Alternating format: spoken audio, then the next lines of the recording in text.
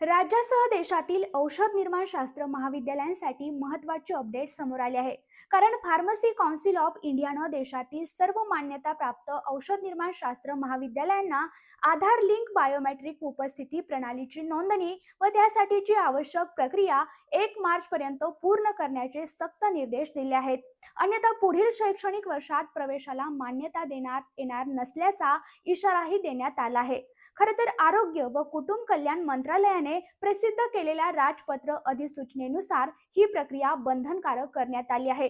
त्यानंतर विविध परिपत्रकांद्वारे सूचना देण्यात आल्या होत्या. मात्र अद्याप अनेक संस्थांनी नोंदणी व प्रणाली कार्यान्वयन पूर्ण केले नसल्याचे परिषदेच्या निदर्शनास आले आहे. आता 1 मार्च पूर्वी मान्यताप्राप्त बायोमेट्रिक यंत्रे खरेदी करून बसविणे व त्याची नोंद परिषदेच्या केंद्रीकृत उपस्थिती संकेतस्थळावर करण्याचे आदेश देण्यात आले आहेत. सर्व प्राध्यापक व अध्यापक कर्मचाऱ्यांची केंद्रीकृत उपस्थिती प्रणालीवर नोंदणी करावे असे देखील नमूद करण्यात आले आहे.